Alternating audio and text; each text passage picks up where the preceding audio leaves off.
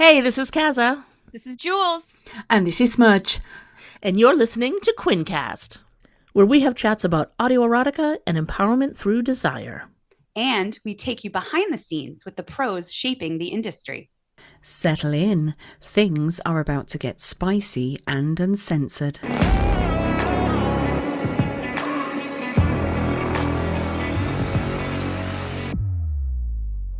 Hello, ladies. I've just been dangling me clapper with an apple from a Gino. I should have said this is a rated X podcast, apparently.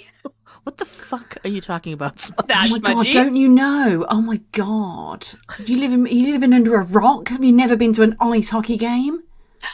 I watched actually Heated haven't. Rivalry. I watched Heated Rivalry. That's about it.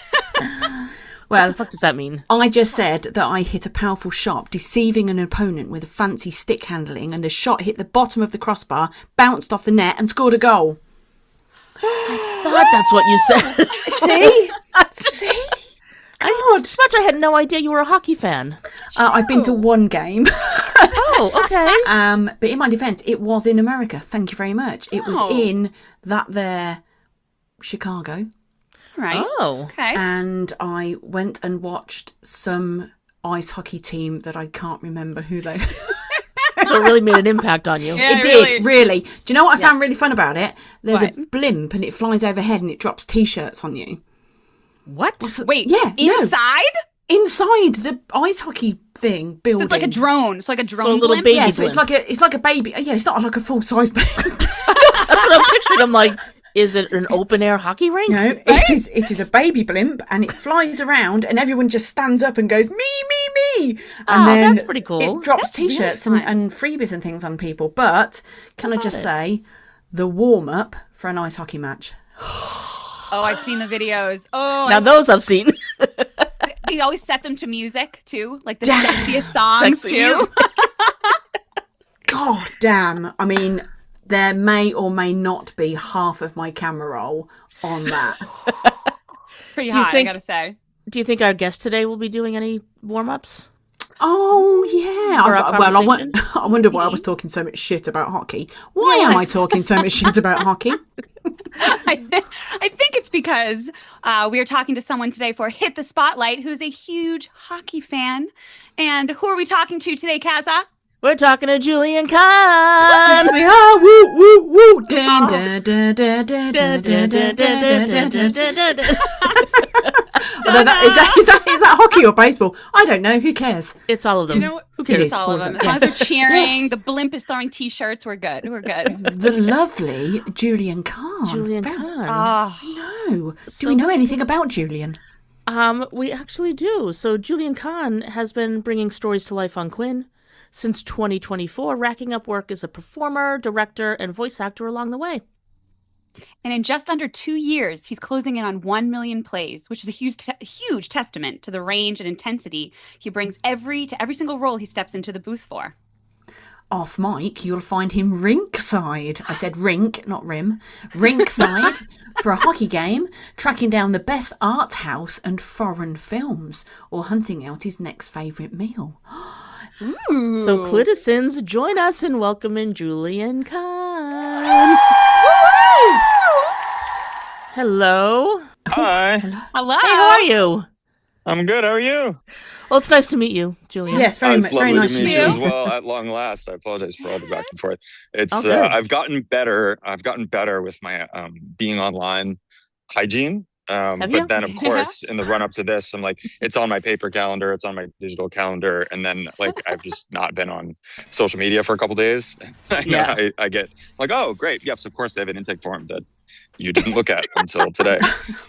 Okay. Yeah, we made one up for you, Julien, so it's fine. We just, A bio, it was- but we'll Yeah. replace it Bio. with yours. Yeah, Yeah. we'll No, replace it with no. yours. I would. I'm curious. Oh, all it right. just I'm curious it what just you says chose. Julien Kahn is a massive cunt. That's all it says. Perfect. Perfect. It's not true. Just an enormous protruding sort of gelatinous labia. Just I get that all the time, actually. I got that there. Can I get you ladies anything? You seated? Yeah. Oh, wow. Okay, we're getting direct. That was very. That was. Well, I see you've switched into the Dom. I love how I love how I was gonna be like a Tito's and soda would be great. Thanks. Yeah, I'm like, you sit the fuck down. you guys are not on the same page, and that's exactly how I want you. Right, Julien, welcome to the QuinnCast studio. What we like to do, if you've already heard any of our episodes, we like to play a little game just to warm our guests up and us, although I don't need warming up because it is another 100-degree day here in the UK. Yeah. So we've had a little bit of a look around the old Tinternet about who you are. And we came up with the one thing that you are renowned for, which is for being a big fucking hockey fan. Yeah. Right. Yeah. So we're going to play a game. I'm going to tell you what it is and how to play it, and then you're going to give us your consent to play. Okay. So the game... She's going to demand your consent. Yes. I'm demanding. It's for the only time in my life that you will ever see me dom anyone. So ever. Unless I'm being paid. I will. Dom I am consent. available at weekends. So the game is called Ice, Ice, Maybe.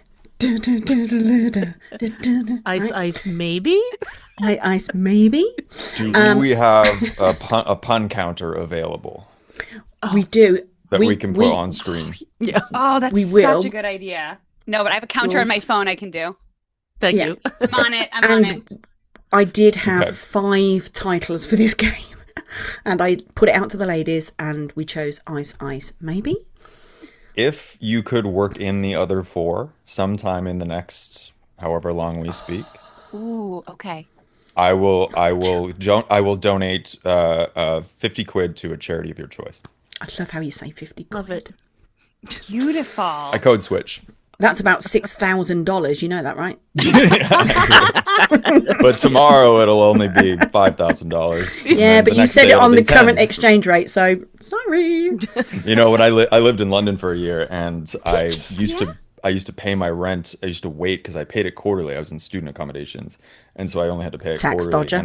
And I would wait until oh, you don't even know. I would wait until the exchange was the most favorable, and then I would pay it. And I probably saved a couple $1,000 doing it that way. Wow. But then again, I lived in London in 2012, so I shipped a couple $1,000. Yeah, well, because you've dodged the tax, just to let you know, I will talk on behalf of the King. You're not invited back. Thank you. Okay. Well, you're welcome for not contributing to Boris Johnson's government. Yeah, you're absolutely right. Yeah. Boris Johnson and Donald Trump. Fuck off. So, anyway, what the game is, we're going to read out some phrases, and you have to decide whether they're 1, a real ice hockey term, 2, a real audio erotica term, or 3, totally fucking made up. This is good. I like this already. Julien Kahn. Yeah, do we have your consent? You have my consent. Excellent. Beautiful. Okay. So the first one. Rimmed it deep. I'm going to let the audience come up with there. Has everyone decided? Is it a hockey term? Is it audio erotica? Or is it totally made up? Your Honor, that is a hockey term. Could you explain to the cliticins what it means? So, clitori, when you rim it deep, what you're doing is on a zone entry.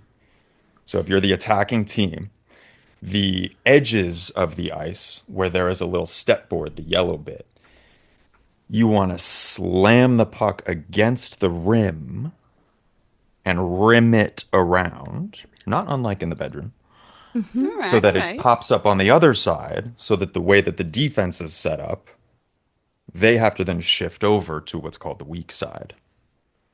Okay. And thus you've opened up space. It's all about creating space. It's a game of angles. Again, not unlike analingus. There you go. Hockey just got way more interesting. So much more. It is a hockey term. Impressive. Correct. Okay. You are correct. Beautiful. Quick temp check. Do you think you're going to stump me on any of these? Yes. Yes.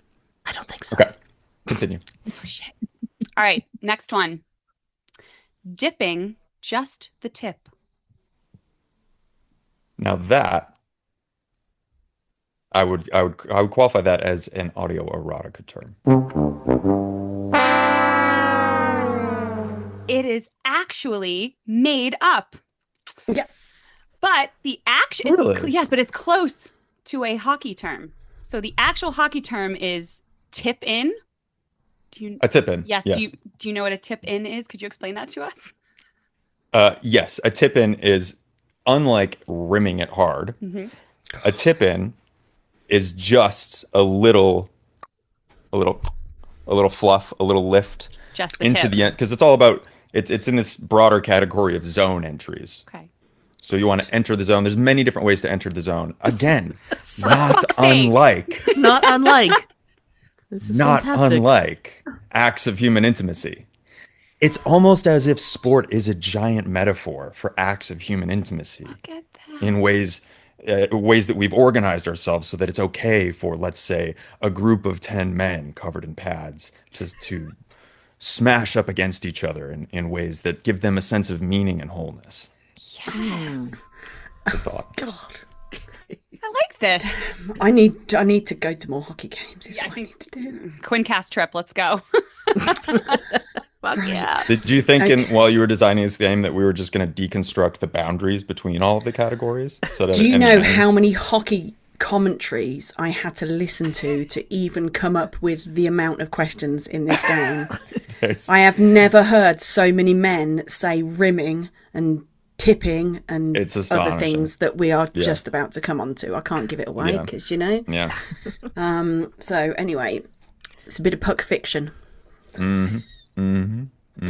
Anyway, right. Are we ready for the next one? Yeah. Fuck yeah. Nice tits.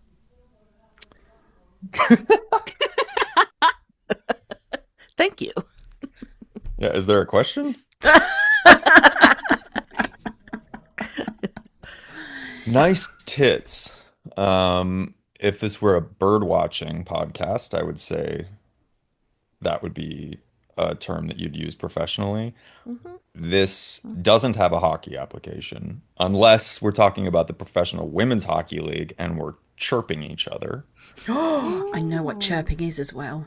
So that could be a thing. But I'm going to go ahead and say nice tits is a made up term. Correct. Bravo. Ding, Absolutely ding, spot on. ding. I thought I was going to throw you with that because the actual hockey term is top titty. Yeah, it's top titty. Yeah. Please explain.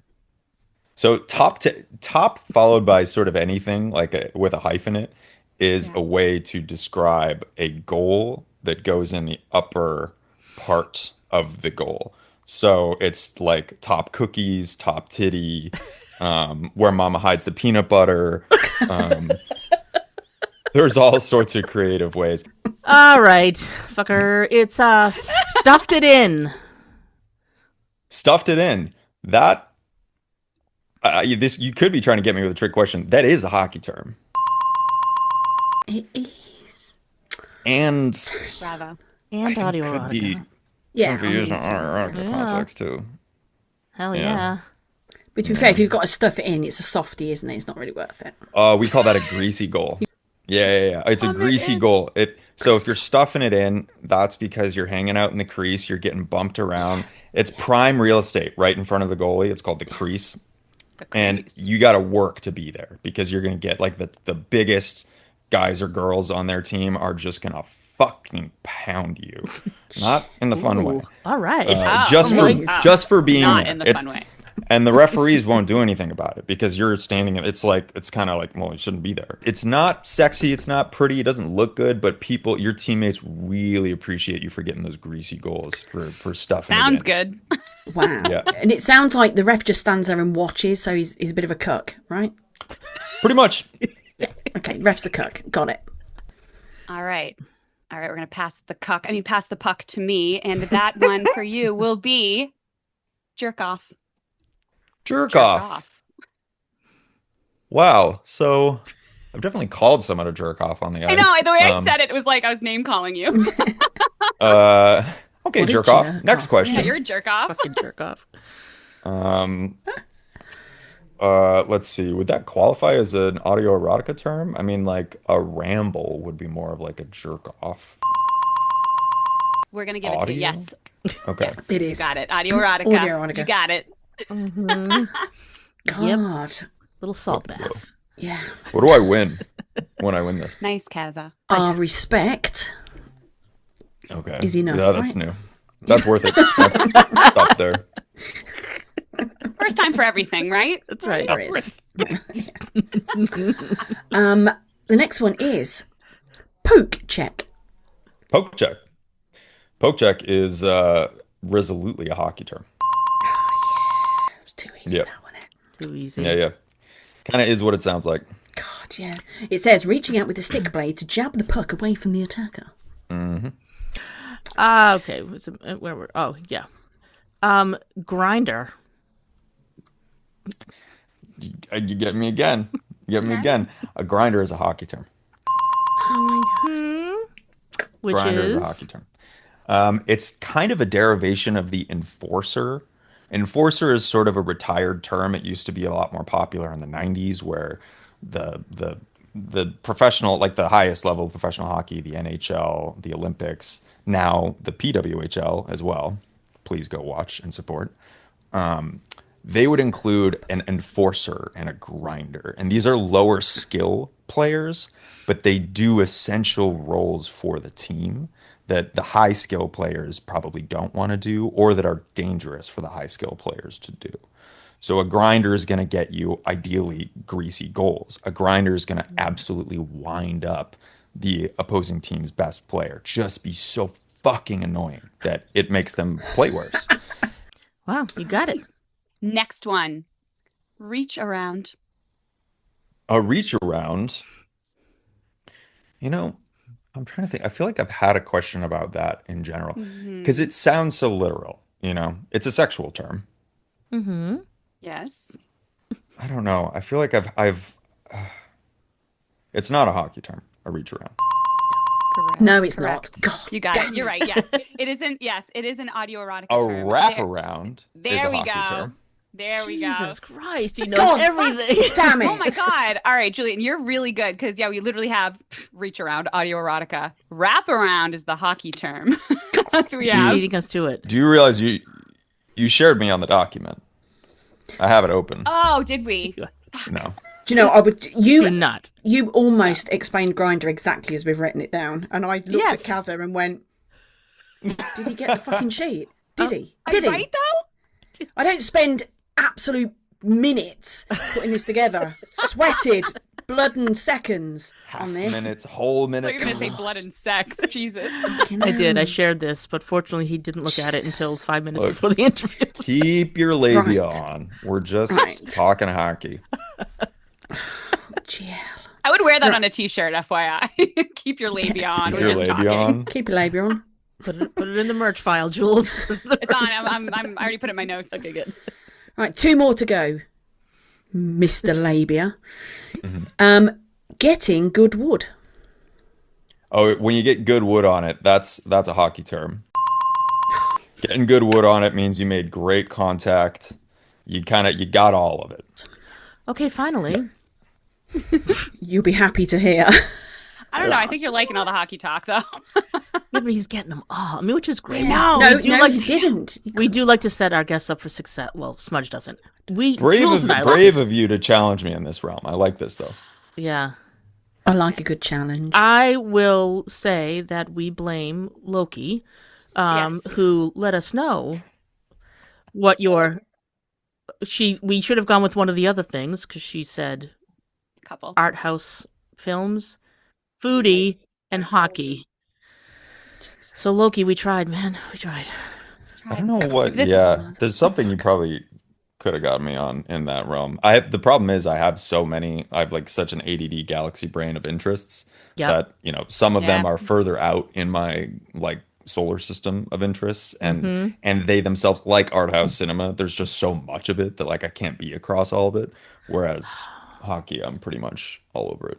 All right, I'm officially giving up doing the games now. Fuck it. We wanted them to please. feel good. We Yeah. these are gimmies. We did it on purpose. This is great. I really appreciate it. I feel great. You good? See? There you go. The final one. Yep. Wet hole.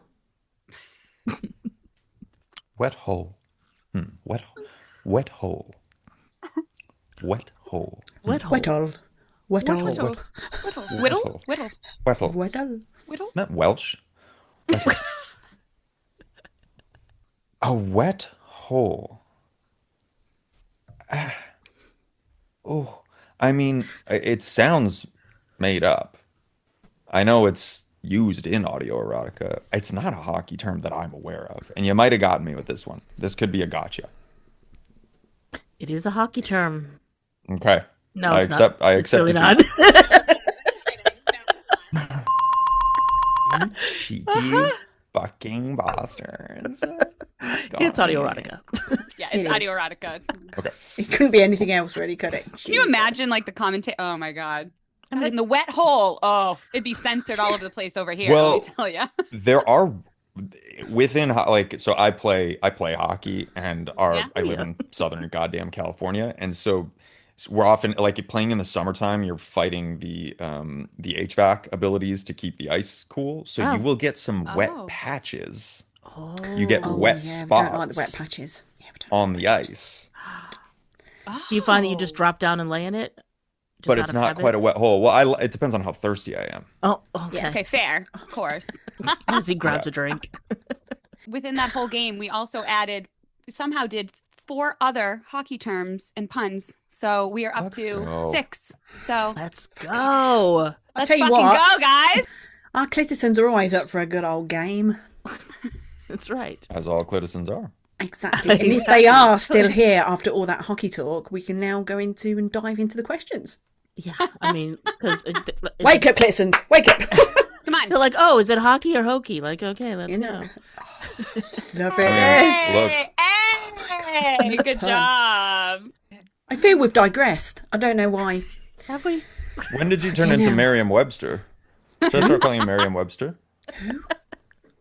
The dictionary, Smudgy. It's a dictionary.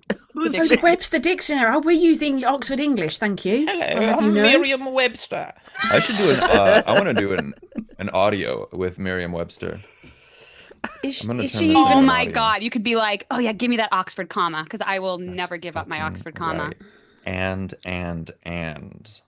Give me that and is what she's going to say. Oh my God. Yes. I can't believe you changed my name, you absolute cunt. I got the power.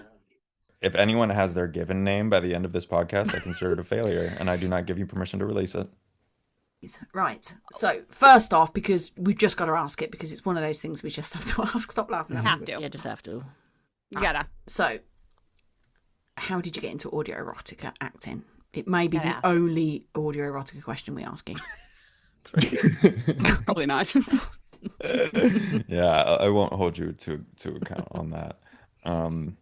I got into it because it actually as far back as 2017. I had moved to LA in 2015, and I started acting in like 2014. It really wasn't a twinkle in my eye. I was doing other things for the earlier part of my life. So I was early 20s when I started acting, and then I got injured snowboarding, and I dislocated my shoulder pretty badly and needed to get surgery. So I couldn't act. I was doing like commercial and stage acting at that time, and I couldn't work in the restaurant I was working in. And I had a friend who did voice acting.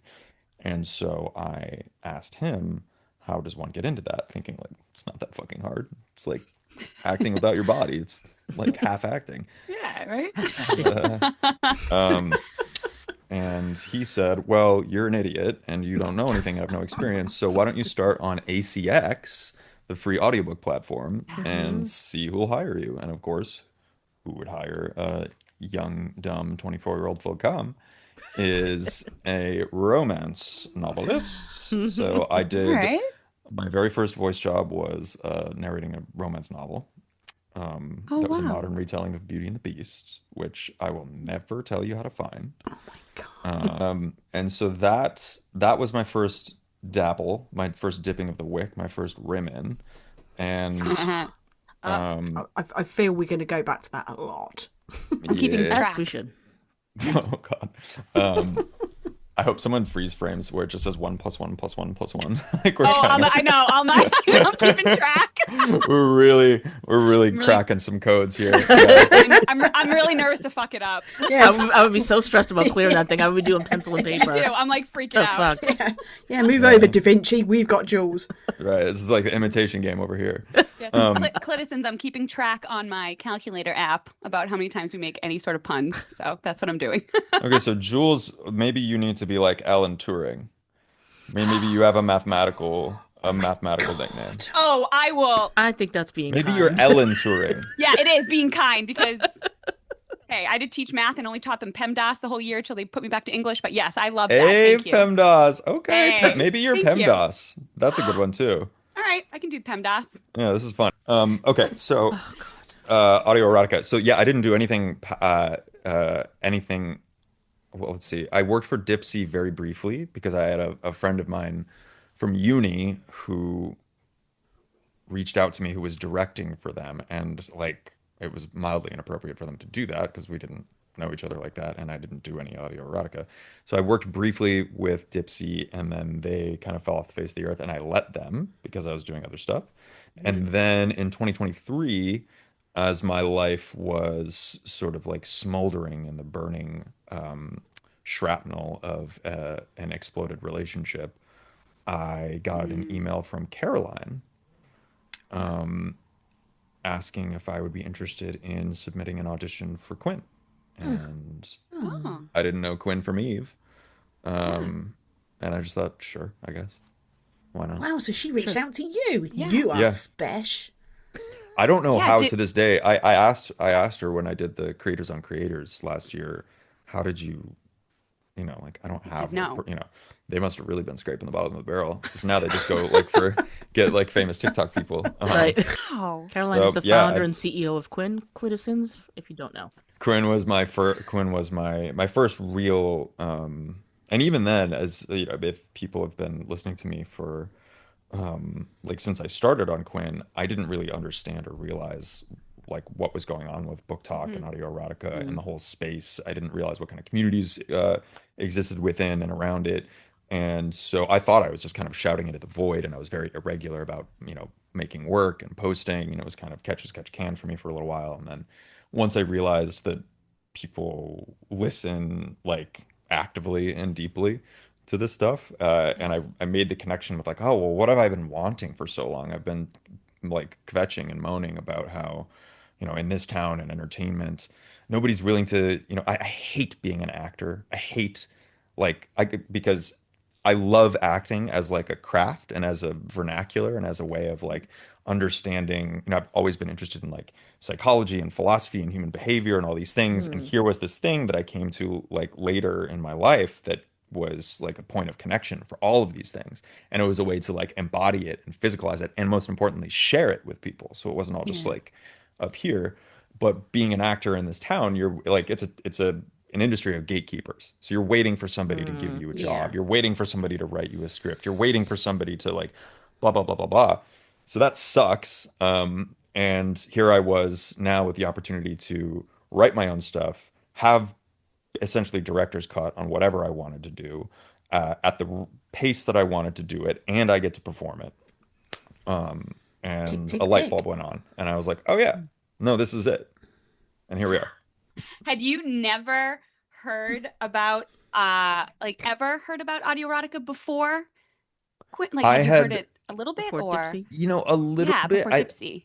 I had before Dipsy. I'm trying to rack my brain. I don't think so. My first exposure to like erotica of any kind was lit erotica.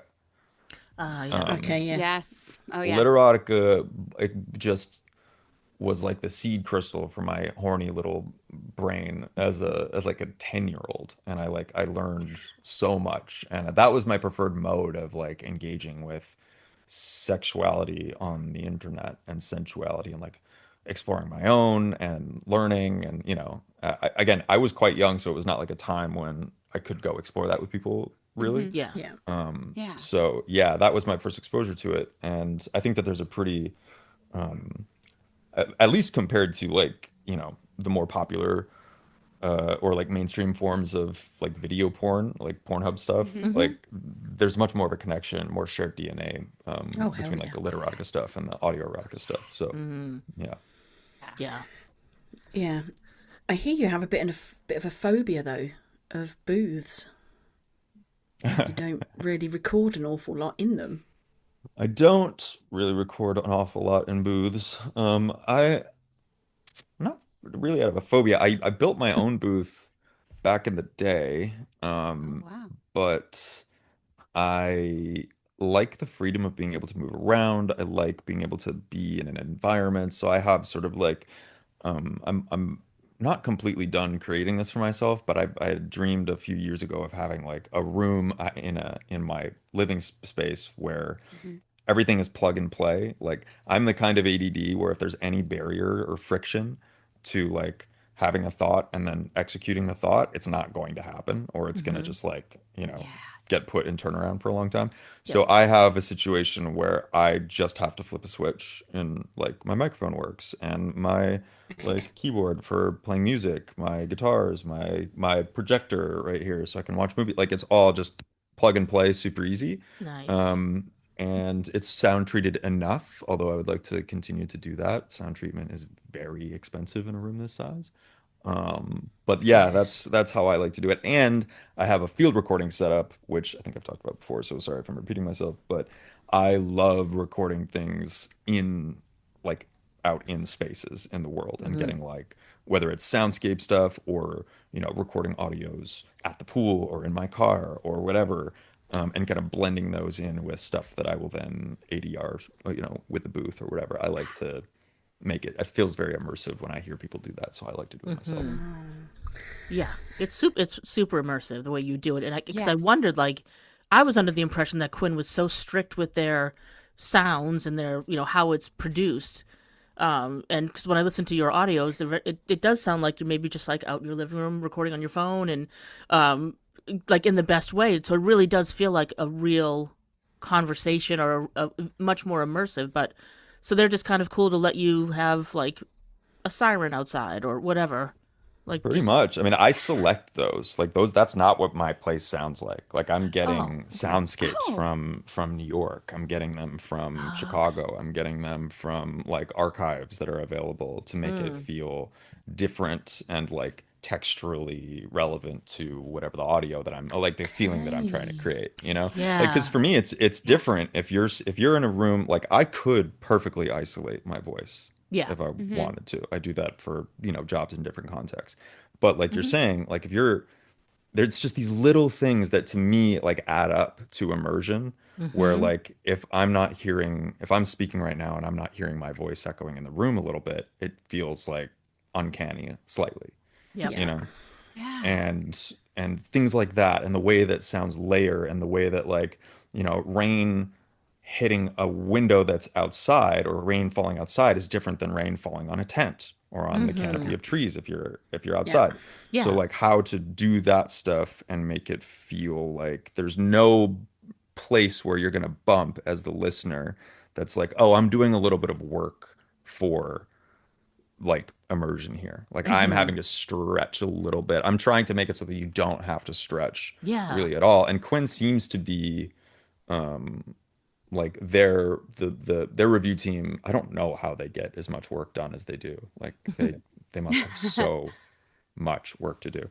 But they've been very understanding and generous with my sort of like process and visions for how I like Yeah. things or want them yeah to Wow. sound. So yeah. yeah I mean you really nailed it because like as I listen I'm like I don't didn't know how to describe like how yours sounds so different and the word texture covers it like there's texture to Yes. Mm. your audios Yeah. that when it's crisp and clean and it's just not there like the layers and the texture they're still great like it's just different and so yeah Yeah. it's a very different feel Yeah.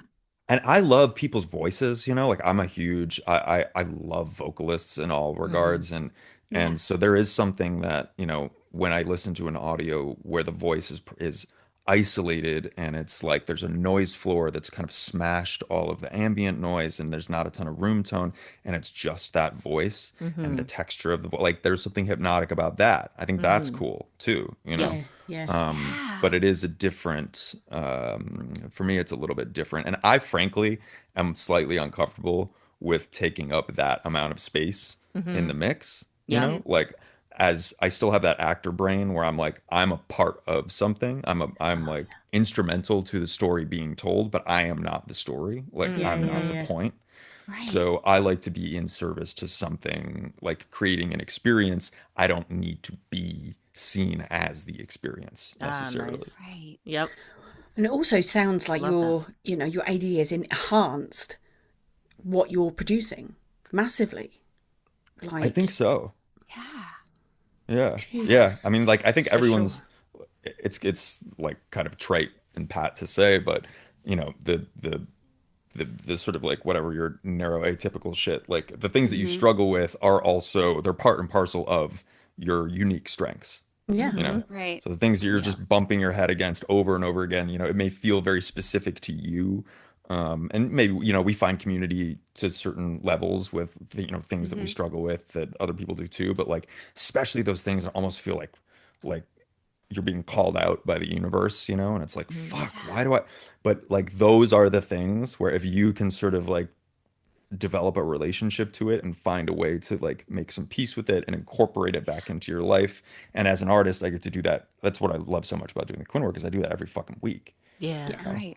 And sometimes that's exhausting and like oppressive feeling, and other times, but like I so much rather have it this way than any other way because that the perspective that you develop and that it requires to navigate that is what is useful to other people. Yeah. You know, Yeah. like you Yeah. are the world's expert on that Yeah. specific thing, you know? So And I was gonna say, so when you edit, because you put such time into it and the immersion, does it take you a lot longer to edit? Are you like hard on yourself when it it comes to your editing?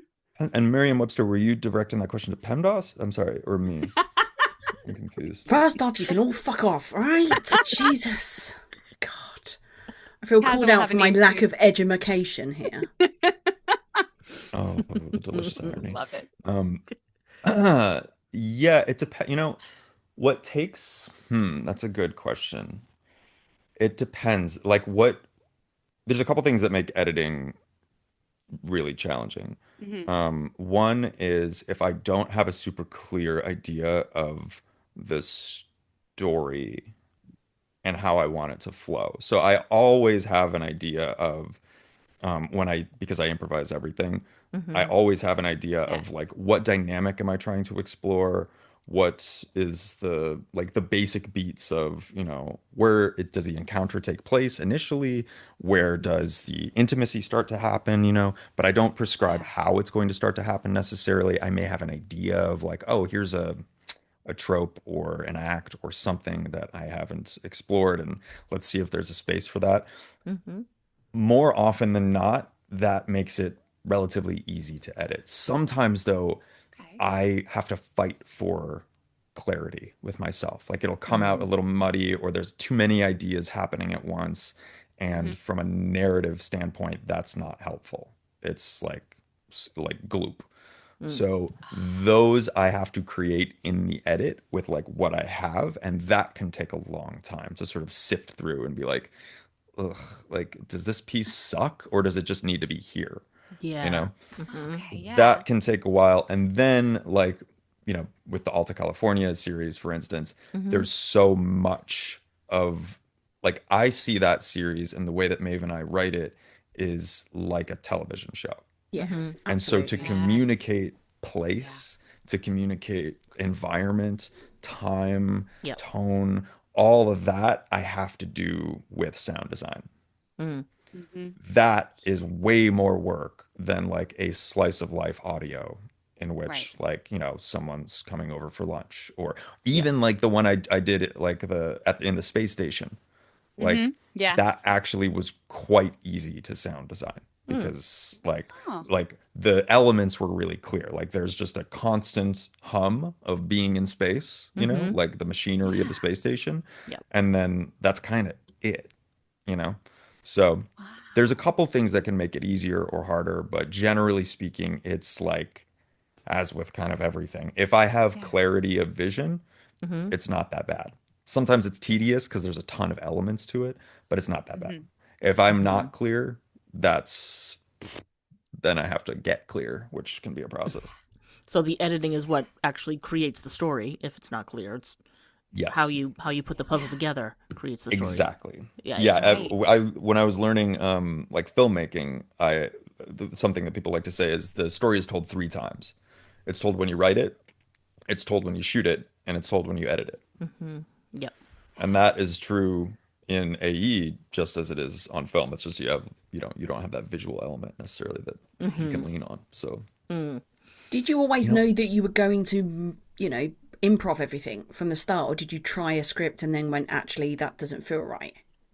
I I improvised my audition audios and Oh. Oh, I got wow. great feedback from Quinn. I mean, the Yoga Means Union, my first audio was my Hmm. audition.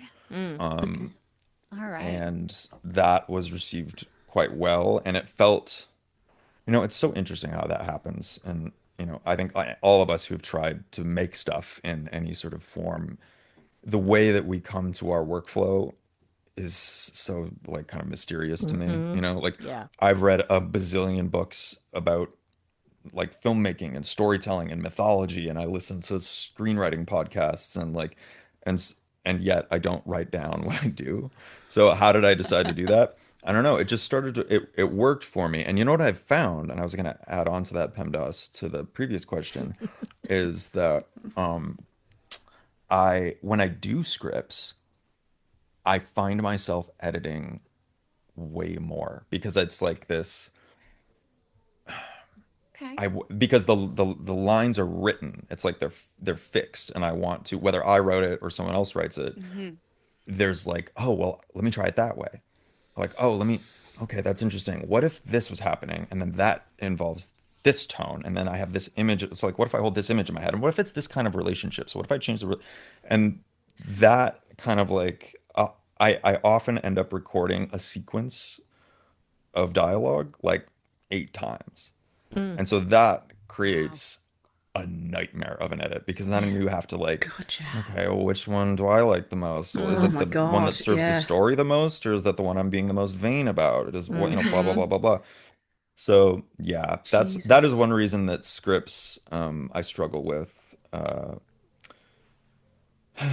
Yeah, and there was one Alta that I wrote to within an inch of its life, and I Hmm. loved the way it was as a piece of writing. And then when I went to record it, it was just dead. Like it didn't Yeah. have. Oh. It's like I'm telling you how to feel instead of Hmm. feeling it myself. Yeah. And Okay. so it's something with, and I'll shut up in 2 seconds, I promise. It's something with voice acting in particular as well, where it's easier when you have a partner on stage or on a set Yeah. where Hmm. I'm physically in front of Yeah. you, you're physically in front of me, and we're Hmm. working with Got like that. the space between us, and we're throwing a little ball between us, Yeah. and Hmm. Yeah. it's Yeah. easy to be, yeah, like sort of the work in that is like being receptive and being generous with your partner. When it's you and a microphone, you have to create that other person and be Hmm. throwing the ball to them. And then as the other person, you're throwing the ball back to you. Hmm. It's Yeah. really, Hmm. I can't do, there are people I think who can do it wonderfully. I lose the plot quickly. Like Okay. I get vain, I get like all the things that I don't like about actors, the Mm. like Yeah. the way in which you can be like, "Oh, I want to be, I'm peacocking or I'm, you Hmm. know, executing an Right. idea." It's not alive. And what's Yeah. Yeah. alive is listening. And so when I'm improvising, I'm listening. Mm. It's a shortcut to like be in that space of listening. So that's why I Yeah. do it really more than anything else. So it's Yeah. almost like when you're I mean I feel like I write and I feel like as creating any kind of art it's like you have to let yourself be the vessel through which it's channeled instead of Oh, trying to absolutely. like perform it, right? Because that's all in your head, whereas when you're channeling the art it's through you, you Exactly. know. And even that's where like doing other people's scripts is easier than doing my own because there's something about like the distance Yeah. where I didn't write it, and so I can sort of be actively engaged in the question of like, well, Yeah. what did you feel when you were writing this? Like, what is this? This is interesting, you know? Yeah. Whereas when it's me, I write my part and I write the listener part completely, like as if it's Okay. a television Yeah. script, Yeah. you know? And so Yeah. it's just a little bit like cut and dry. It's a little bit like, what's the thing I'm looking for? It's the way that like, you know, biologists used to study plants by like cutting them in half and like drying them out and pasting them Yeah. against something and being like, look, Yeah. that's how that works. It's not alive anymore. So if you want to Yeah. like Yeah. Ah, see how it works, Stale. great. It's right. mechanistic, but it's not living anymore. Yeah. So it's two different things. So how does that play out when you're doing it for a living and you have to deliver by certain timescales? How does it work getting yourself into that moment? Because from what you're saying, that feels like a fucking impossible task. Well, bet. it's been that's another one of the sort of like meta narratives that I feel like as my in terms of my own growth as a person who makes things and as an artist, if you want to use that term. We do. We do. Yeah, I do too, but sometimes I get weird about it. Um, it's you know, creativity doesn't happen like if you're waiting for inspiration to do something, you're fucked. And like Yeah. I've been Yeah. fucked for large portions of my life as a creative person because I want to feel sort of like the romantic ideal of like, Yeah. oh, Yeah. I'm like surrendered to this Yeah. like idea of like, Right. there's this feeling that I have to get out. And like, as you very aptly point out, you know, sometimes you wake up on a Sunday and you've got a Monday deadline and it's like, well, I gotta Yeah. like Got do nothing. groceries. Yeah. Like the Yeah. dog needs to go to the fucking vet. Like, Yeah. you know, I've got bills, I got emails I should probably respond to. I gotta work with students, Adulting. you know, blah blah Yeah. blah blah blah blah blah. You know, and if you're waiting for that spark to be like, oh no, I need to go get in front of the microphone right now, you're fucked. Yeah. Yeah. So it's that like I'm develop, and you know, it's not like I've got this all figured out, but I am much further along than I used to be, where you just have to constantly be doing it. So like I feel like I'm always working. I'm always in the sense that I'm engaged with this process of introspection and this process of like interrogation of the world that I'm in and you know trying to maintain an awareness of how am I feeling about things? What's going on with me in my life? What would I like to explore maybe? And so some weeks or some days it's a lot clearer like oh, I am going through a breakup and I would like to have a conversation with somebody who like represents the opposite characteristics of the person who just dumped me or whatever. You Yep. know, that's like, okay, well, that's an easy prompt. Easy. Yeah. Yeah. It's clear at least. Other times it's like, I don't know. I feel sort of like sexless and lost. And it's like, okay, well, what if that's something that we can explore in an audio and then that becomes the creative challenge of like Oh yeah. is it someone who's feeling that way, is it the listener, is it me, can I sort of like be the person who I'd like to talk to about this, is there like a healing experience or interaction or memory that I can engage with. And so like if you're waiting until the day that you have to record to ask yourself those questions, they're not going to come because it's also that just Yeah. like Right. the brain and the like the create like your own creative little selves that exist within you like they don't like being watched like that. They don't Yeah. it doesn't Right. work. They're silenced. It's not Yeah. like Don't perceive yeah. me. So it's I really do it's easier for me and I think a lot of people that I've talked to that do, you know, creative things for a living, like you're just doing it all the time. And whether you're like recording it or not is sort of like depends on what your deadline schedule is, but like Yeah. I am always engaged with that idea. Yeah. It's hard when you don't feel like it. It's really hard. Both inspiration and motivation, I think, come after action. Whereas so many Exactly. people wait for like, I'm waiting to be inspired or I've just got to find that motivation. It's like move. And Precisely. move could just be like live life. Like just go out, go for a walk, like go to the grocery store, take a shower, be in action and inspiration will find you. I had an acting teacher who I loved. He was a genius. He was dick, but a genius. And he used to say, you can't think yourself into right action, but you can act yourself into right thinking. So you can't sit around and try to like ideate your Mm-hmm. way into like, oh, I'll feel better now, or like this is the right Yeah. thing to do. If you just move, literally move your body, Mm-hmm. Yeah. thoughts will come. But Yeah. you can't really like, it's this weird, it sounds simple, but I think it's Mm-hmm. just a product of like the human prefrontal cortex and like the way that we identify as like egoic creatures, that like Yeah. we think so much, and Yeah. we're lionized for it. And it's like, yeah, thinking also really fucking gets in the way a lot, Yeah. Your head will always and it's steer you wrong. Your gut All the never will. time. yeah, You know, exactly. we try to think our feelings all the time. You can't think your fucking Yes. feelings. It's like, No. I feel like shit. Let me figure out why so I can fix it. It's like, just feel it. You'll be on the other side of it so much faster. Ugh. You Yeah. know? And that's what's hard. Yeah. I always follow my first instinct. I follow my first instinct, but I don't follow my first thought. That's I don't. That's awesome. And I just I mean, That's how impressive. did you develop that in your life? Yeah, Like, how? because Please, I teach me. work, I'm I working have at that I have a constantly. very distinctive brain disorder. That means that I just. You're British. I'm British. Can't help it. Right and all. Nailed it. Nailed it. I see things before I feel things. It's that simple. So I've learnt to turn it round. So I follow my instincts straight off, and I think about my thoughts. That's really impressive. I mean, that's I think what I aspire to, and that's kind of I think what I when I just to clarify, because I think sometimes I talk in abstractions, like if you can identify something that you struggle with, like, oh, I think before I feel, I do that a lot. I distance myself. I intellectualize things as sort of a Yeah. defense mechanism. I've done that since I Yeah. was like Yeah. really small. And so instead of being like, oh, this is my affliction, then that becomes like that's the roadmap to getting somewhere else. So you've made it very clear for yourself, it Yeah. sounds like.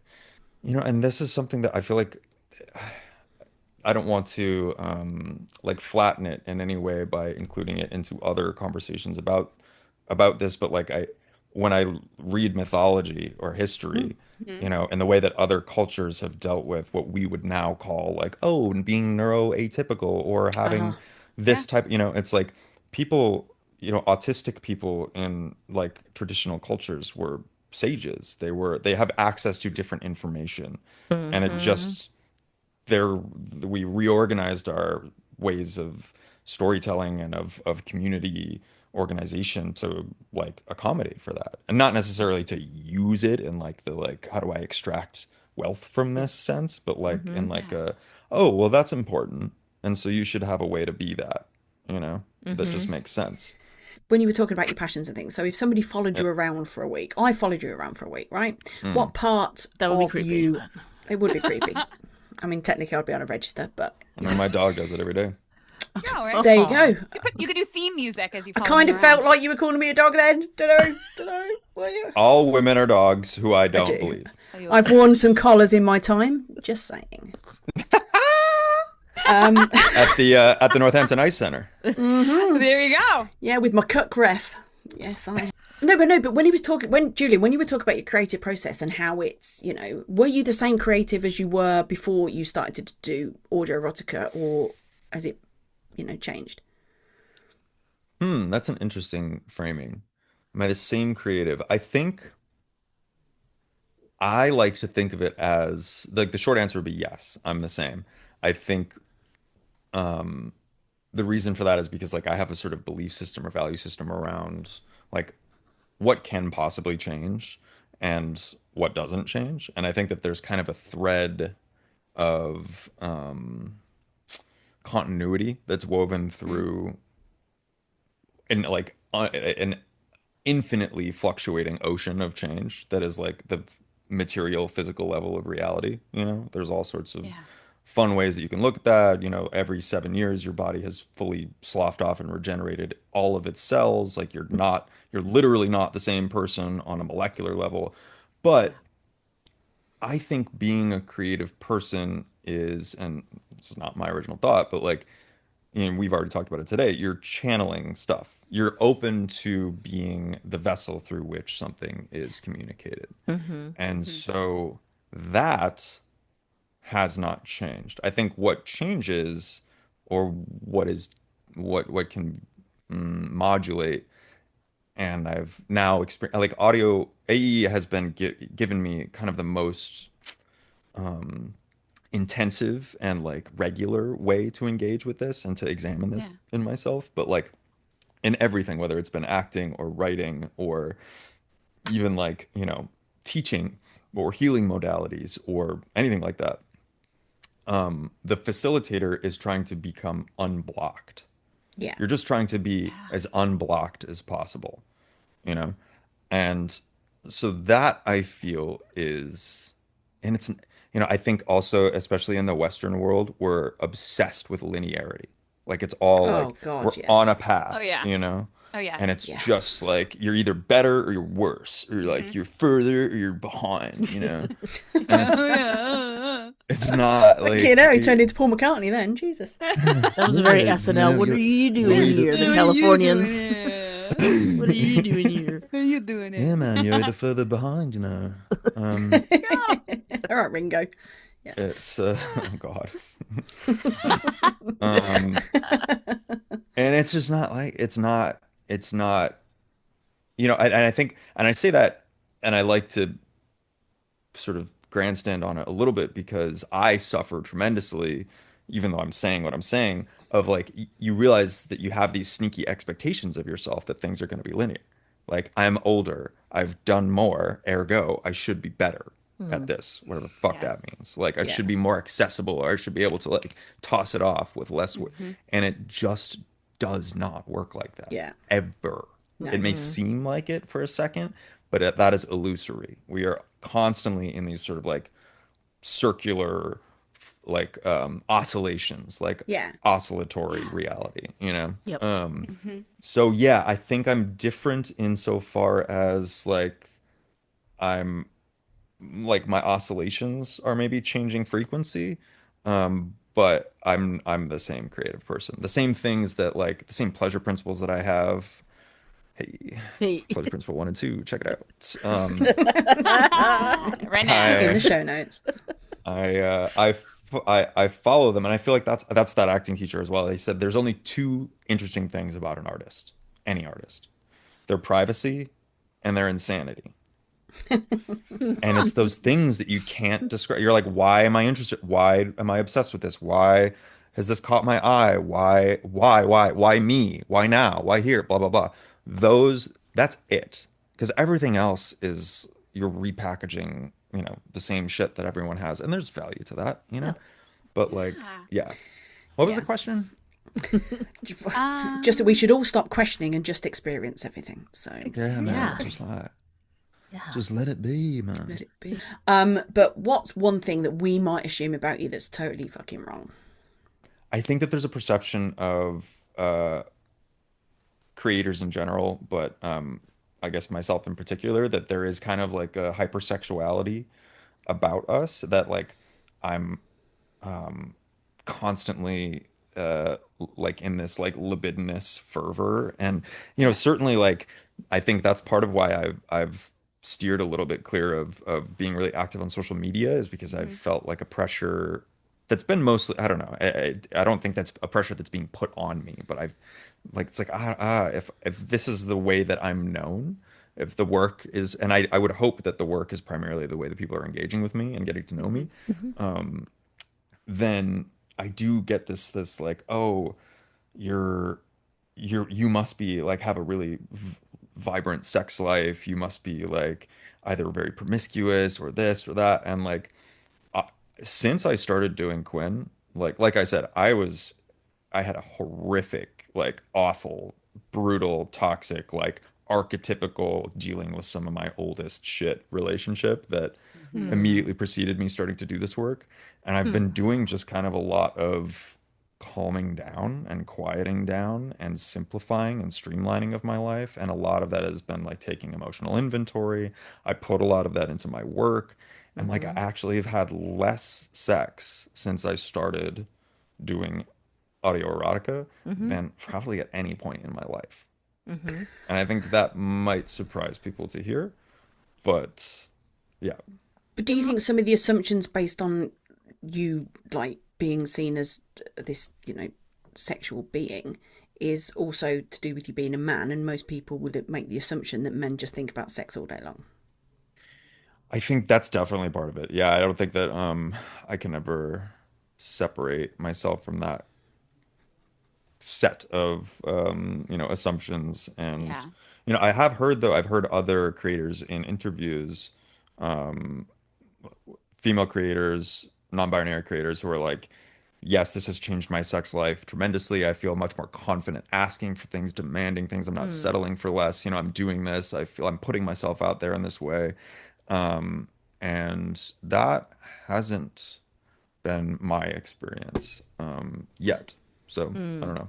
But yeah, I haven't really had this conversation with other creators either. I think it's a thing that people sometimes get asked about, and in the larger context of like positivity Mm-hmm. and making it much more normalized to talk about the topics that audio erotica brings up, and like I Mm-hmm. really that is something that I'm very excited about and I want to participate in, and I think it's Yeah. like, yeah, like it's especially in America, it's this crazy, and again, not breaking new ground saying any of this, but like this like puritanical, Oh my like God. hyper consumer based culture that is all of it is predicated on like sex and in-group out-group stuff and like desirability and like Mm-hmm. social capital, sexual Mm. capital, and like, gender archetypes and stereotypes. Yes. And yet we have zero.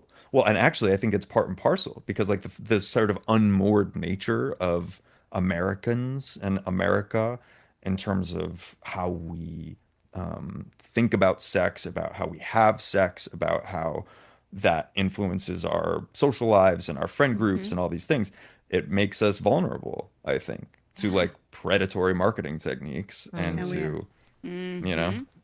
so yeah, I'm all for, and that's one of the reasons I fully stand by, everything that AE is about, Mm-hmm. and I only do it under a pseudonym because I work with kids. But Sure. Yeah. I should but do yeah, that. as it Yeah. pertains to my individual sex life, I really don't ever want to. I err far on the side of like I would never want to cash in on, or like how do I put this? Like use my or leverage my like position as a person who does sex stuff Mm-hmm. Mm-hmm. professionally as Yeah. a way to like seduce or Mm. anything like that, Yeah. so Yeah.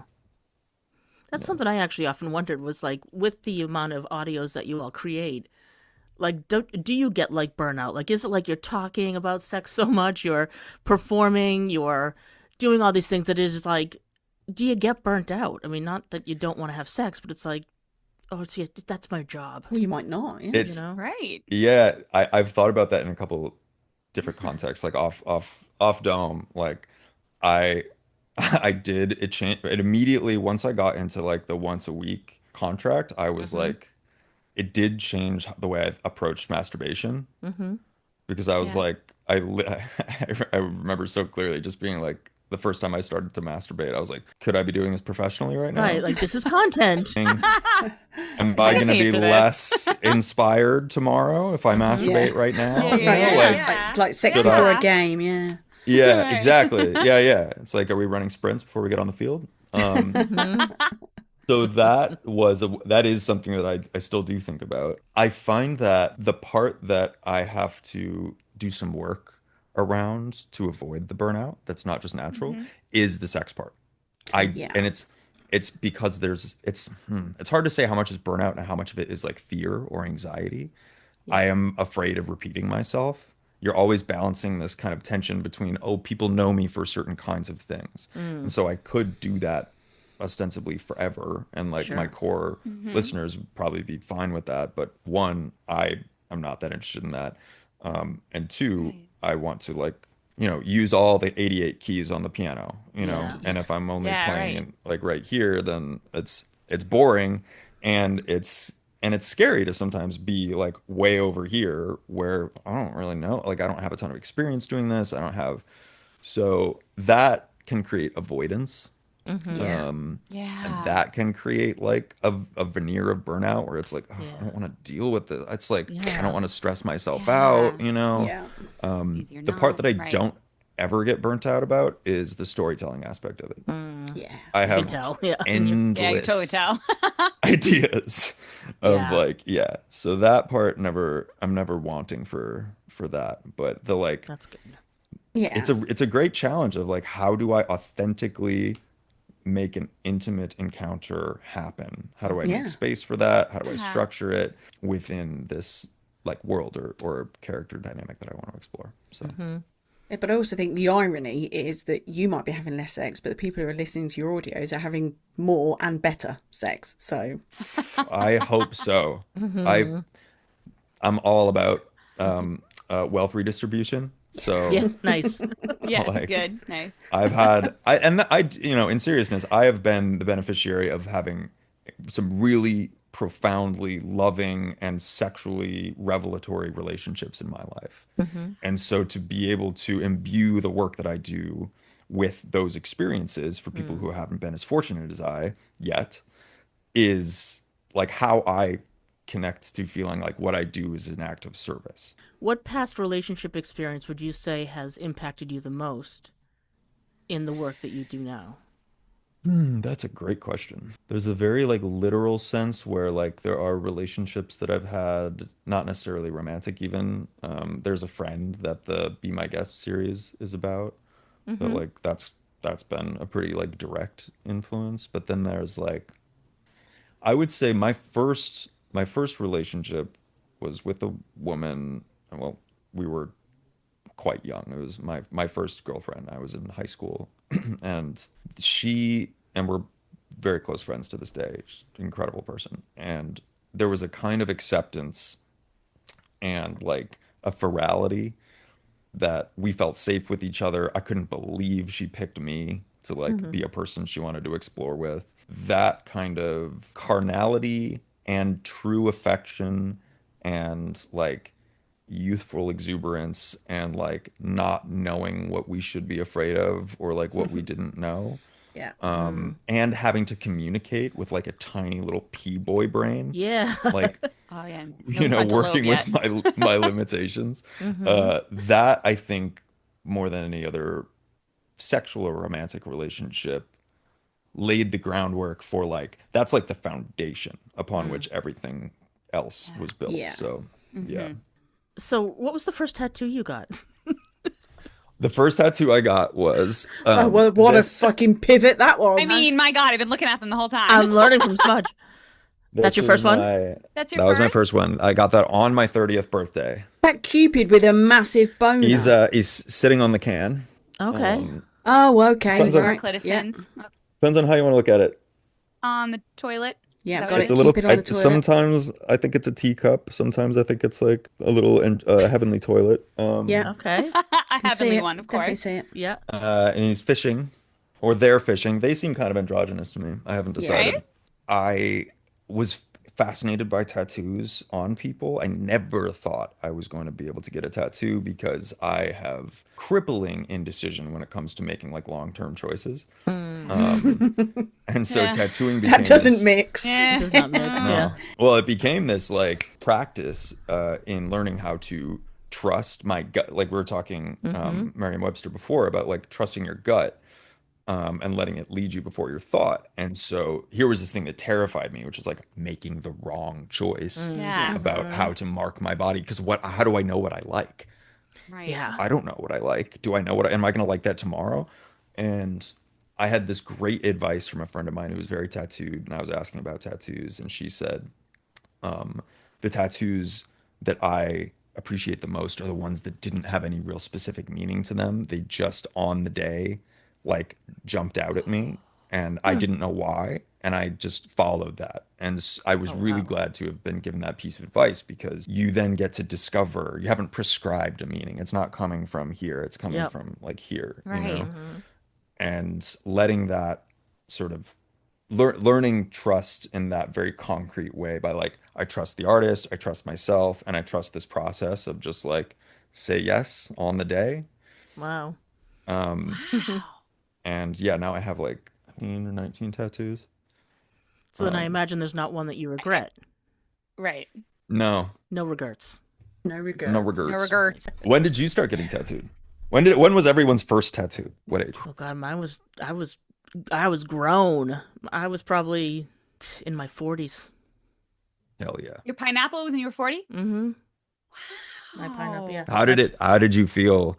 I mean, I was 30 and it was Yeah. such a visceral, like crazy, like Yeah. adrenaline Yeah. pumping experience. How did you feel? It was I was uncertain. Like I Yeah. was like, Yeah. what the fuck am I doing? You know, it was one of those like I'm away for the weekend with some friends from high school. We had a lot to drink. I didn't get the tattoo while I was drunk, but we had a lot to drink. And we were talking about, and one of my friends gave this like speech about how, you know, women need to be more like pineapples. They need to stand strong and be sweet on the inside, but wear a crown and like all of this kind of like symbolism. And so we were all like, we should get pineapple tattoos tomorrow. And so my friends got like big multicolored ones on their legs, and that's just not me. Like I'm just a minimalist by nature. So I get like a little like simple black line one on my wrist. And then I later find out that it's the international sign for swingers. Whatever. Especially that way, because you've got it upside Yeah. down. Whatever. Yeah. But the best fucking story is my mother-in-law loved my tattoo so much she got a matching one. She had me send her a picture, and I went, just so you know, it's kind of a sign for swingers. And she's like, I don't fucking care. And I'm like, okay, so she's got one on her wrist as well. Amazing. Okay, so new life goal. Give a speech that's so good that a group of people decide to get a tattoo because of it. Right? I mean, Jesus. Or start a podcast and then you can all get a tattoo. I feel like I should have known this in the research. I'm gonna fire my fucking assistant. It's a That's relatively new fantastic. development. So Yeah. Yeah. So we each got a tattoo that we customized them. Well, we all met in a creators community years ago now, right? 2 years ago. Yeah. And we just loved this work so much and the impact that it had on our lives that we thought we need to come together and talk about this more. So 2 years ago now, almost. I mean, 2 years ago we started the planning, and so yeah, we came together and started the podcast, and so we knew at the 1 year anniversary we wanted to do tattoos, and I had said to them like it would be cool to do like the old 50s Mike. So then we went to the creator whose community we met in and asked him to design it and draw it, and he did. Oh. And then we each customized it to represent our individual sign-offs. Like I am like, this has been Kaza, your voice matters. So I have like the outline of the woman's face speaking into the Oh, mic. that's beautiful. Jules. Mine is go put your lips to good use. So I have like a little pair of lips like over there on mine.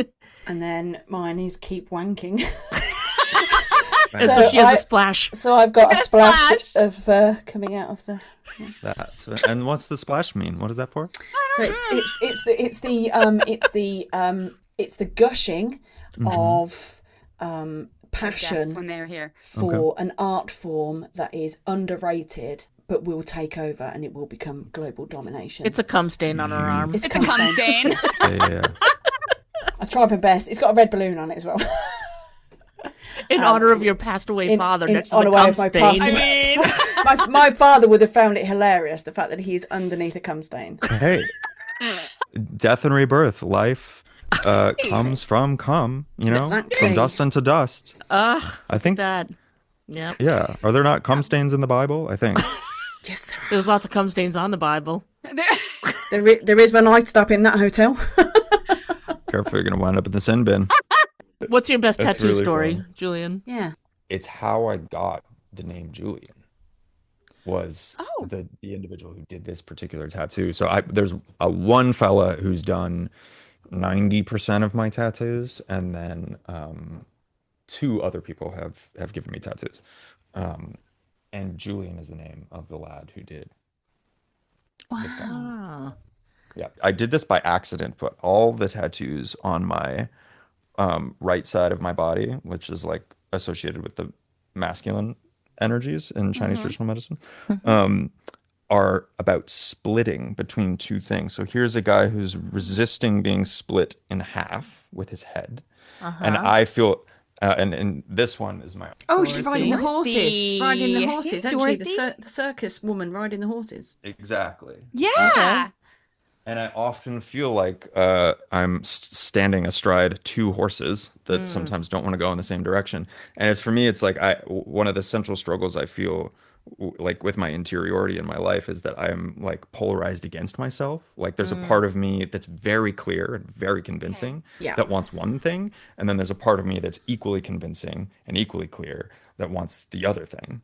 And it's like I feel like I'm brokering between these two, and I'm constantly trying to not feel like split in half or pulled apart. So it's funny. Do you ever Again, feel grounded? I do. And that's like a lot of the work that I do. A lot of my like practices, whether it be creative or spiritual or athletic, they're all have to do with grounding work. And I didn't like follow astrology at all. But when you date in Los Angeles, you learn a lot about astrology. You don't have a choice. And I am a triple air sign, which Oh. makes a lot of fucking sense. Okay. So I had to learn, and sort of I'd been doing this unconsciously, but like a lot of what I do is about grounding myself and like slowing down, touching earth, touching grass, etc. Literally and figuratively. Yeah. So yeah, and that's, I mean, tattooing is that too. It's kind of like taking these things that are swirling around and all, like I said, this is an accident. I did not like intend for there to be a theme. And so it's another kind of mark in the column of like, just follow. I don't know why this is calling me. Let's do it. And then, oh, that's interesting. Yeah. How about that? It's so funny to me just how some people are like, oh, I got to make sure everything's perfect. What if I Yeah. regret it? And then we have people like my brother who has an entire anime like sleeve. And then he did a bet with someone, lost, and they were like, okay, you got to do the gumball machine in the tattoo parlor you're going to tomorrow and get whatever tattoo comes out. So my brother got a freaking calf tattoo of a frog looking into a martini glass on his leg for the rest of his life. Fantastic. And it's fucking cool. Let me just tell you, it's really cool. I just think there's something cool, like, especially with tattoo culture as well, that like, if it's too perfect, and I feel this way about art, I feel this way about self-presentation, I feel this way about like everything. If it's too perfect, I'm annoyed. It's not, there's not, because that's not life. Yeah, It's not, that there's a doesn't messiness. work with portraits, I'm afraid. You just I don't do portraits, but I get the have rest. to had to be correct because Well, if it's not, it's embarrassing, isn't it? I think that If you make is Tom Hanks not look like Tom Hanks, it's awkward. Yeah. totally valid. I just mean that I think like there's people that have what we would call sort of objectively bad tattoos that are like super hot and cool, and it's like because they don't. That's like, Give a fuck. yeah, I have. They don't give a fuck, This one is really important to me, and it needed to be this way. And then also like I was out with my friends, and we made a blood pact, and all decided to get like a tattoo of a motorcycle helmet, and like it's bad because we were in like Reno, and I love it. And it's stupid and I hate it, but I love it. Love Those, it. Yeah. I like those people. Yeah. I think there's something to be said about like, if you really want to get tattooed, you should have at least one bad tattoo. Some random bad one. God, yeah, I've got Really like good. 3. Fuck it. Yeah. Jules, you have a bad tattoo. You have your little This yoga one. right? You've never done This yoga in one, your life. right? Yeah. So, okay, first of all, yes, I have. Oh. I tried to become a yoga teacher, and then 2020 happened. Oh, is that right? Okay. But no, this was my very first tattoo when I was 18, and I Yeah. got it's the Om symbol, and I used to waitress. Again, editing this out, but I remember I was waitressing, and I had a table who were Hindu, and they refused to have me be their waitress. Because of your tattoo? I almost died. Like I actually What does died. it? Like, does I it actually say or does it say like fuck off? No, everywhere? it looks like that. So it looks like that. Wow. My dad used to my sister's basketball number used to be 30. So my dad used to be like, "Oh, you're referencing to your sister. She's number 30." Okay, it does look like I'm number "Fuck 30. off." Yeah, It sure. does. I know. That's also just like such a, like, can you imagine if everyone who's like appropriated, even accidentally, Oh my God, right? a tattoo, like you refuse to engage? Like what if like a Danish person saw my Bayo tapestry tattoo and was like, "Ugh, how dare you? What do you know? Yeah. Are you remind us of our greatest defeat? Fuck you." Yeah, yeah. You know? You. I'm not eating my noodles around you. Get out of here. Like, Yeah. Talking about randomness, we had some randomness listener questions sent in, Julian. Yes, Oh yeah, fire away. we do. So, should we crack on with the listener questions, ladies? Well, let's do it. Well, the first one's from Loki. Loki. I know of your fondness for Shakespeare. Mm. Do you have a favorite piece of his that you keep coming back to? Loki would like to know. Let's see, what would be my favorite? I I will say I've been in the market for like a proper compendium of all of the Shakespeare's collected works, which I don't have a physical copy of anymore. I shared one with my ex a while ago, and I missed that. So I would probably have a better answer if I were engaging with it more frequently. I mean, Macbeth is so gnarly. It's just so gnarly. It's so, and it also gets used in the context of one of my favorite books about acting is by an Irishman called Declan Donnellan. It's called The Actor and the Target, and in it he posits an imaginary actress named Irina who's 15, and for just the purposes of sort of sketching out the framework that he talks about in the book. And this is a book, by the way, that like when I read it, it helped me understand that acting and performance art is a thing that I'm like called to do, because it didn't feel like an acting book. It felt like a treatise on like human psychology and meaning making. And so in it, he describes Irina, who's thinking about she has to play Lady Macbeth, and she's worried about like, how the fuck am I going to embody this woman who is like through a complex eddying, flow of emotion. She becomes murderous. She becomes, like feral in this way that like a grown woman's like rage and grief and fear and machinations and all these things. And in it, he says, the real fear isn't that we aren't able to access that because of our lack of life experience. The real fear is that we can access that. And it's funny, I don't watch like horror movies very often. I have to be forced to watch them. But the like dark human emotion of Macbeth, I think, is the thing that I'm endlessly fascinated by with Shakespeare. Go watch Sir Ian McKellen talk about Shakespeare. There's these series of lectures that he did in like the late 80s. Oh my God. And this, you may be hearing me talk and thinking like, well, that's not hot. This is a podcast about erotica. He's gonna get you going. He's going.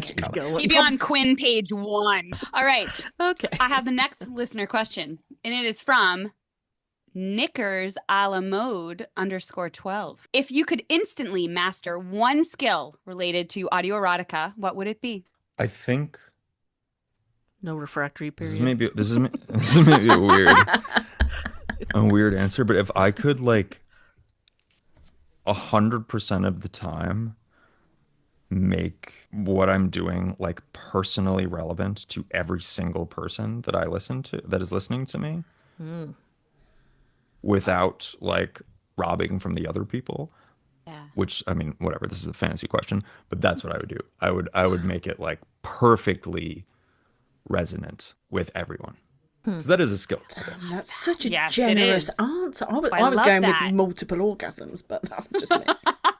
I'm not responsible enough.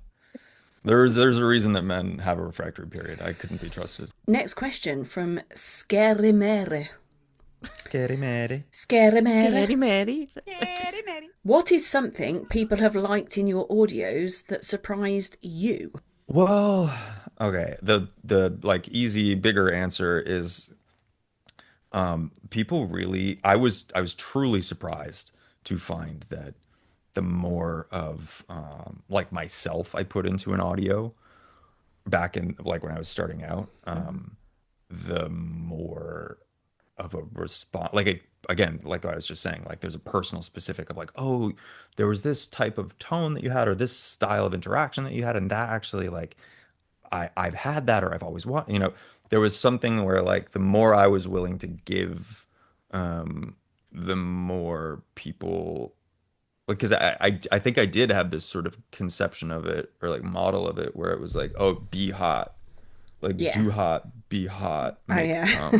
seeing the ways in which people consume the work, and that's why, I mean, obviously I don't need to lecture you all about this, but like the way that's why these communities exist. It's this kind of openness and vulnerability and honesty and sharing that connects you with people in like a real and lasting way.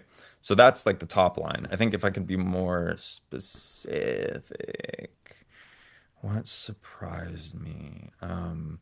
I think, okay, so like going in the other direction, it's surprising to me when people really like some of the more like character things that I do, whether it's like a dialect, an accent, the sound, like the level of detail to which people pick apart my sound design is crazy. Really? Oh, I can't. I remember Really? in the Toy Next Door Part 1, there's a comment about like, ah, yes, the California scrub jay. Interesting. And they like hear the bird and they're like, that I know what bird that is. And I was like, holy shit. Oh my That's God. crazy. I've started to include more like musical ambiance in more recent audios, and the way people have responded to some of my choices has been very fun too. I've been a little bit surprised about that. Fun or scary?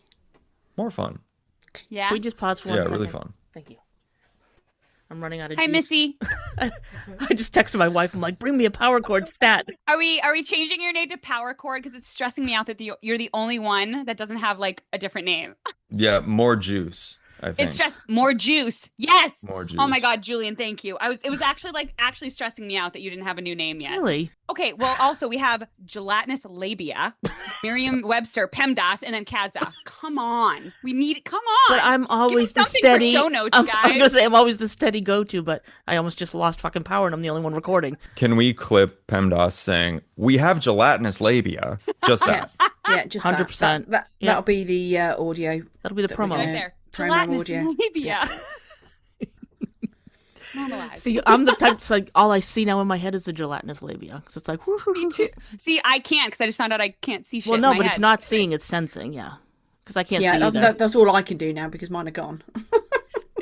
Julian, where do you fall on the scale? Aphantasia scale. The aphantasia scale being like an image is created involuntarily, more or less. Like when- how Actually, clearly can you see an yeah. apple? Like if you shut your eyes, you can actually see it and just not be like, oh yeah, I know what an apple looks like, which This is is me, but I so can't see anything. Interesting. So like how would I feel like it's one of those things where how do I know what I smell like, you know? Because it's just like I'd smell like that all the time. How do I wish we I had the picture. Fuck, I wish we had the think- There's like a picture that. is there like a real test you could do? Yeah, there's like a picture, and it's like when you shut your eyes, can you see an apple, and it's like super red, and then the second level's like less This red, the is- third one's an outline.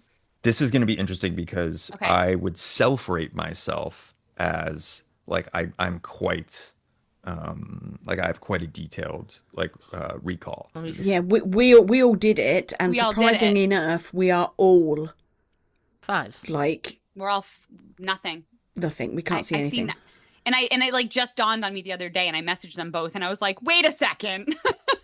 Just in general, like if you tell me count 1 to 10, I'll forget, 1 to 5. But if you put the numbers in front of me, I'm very visual. So I never ever thought about how if I shut my eyes, I'm a very visual person, but for some reason it's black. And that it literally happened the other day to me. And I was like, what the fuck? What So the yeah, fuck? I can't So I'm a 5. I don't see anything when I shut my eyes. All three of us are fives. Whoa. We're all fives. Nothing. Even when I read, like I'm an avid reader, and I read the words in my head, and people are like, "You don't see the pictures." I'm like, "Oh my god, what are you talking about?" That's so interesting. I would say Yeah. I'm a 1. I'm so Okay. happy. Really? I'm true. I'm so glad. Yeah. I Like, really you can am. really, That's like, amazing. See, now here's my thinking on it all, because Jules was very devastated to I find out she still was a am. 5. I'm so devastated. Clearly, I am fine being a 5 because I feel like, similar to our conversation earlier, because I can't see it in my head, I have to feel my experience. So I'm very much in my body with movies and with that kind of stuff because my head is not playing the movie for me.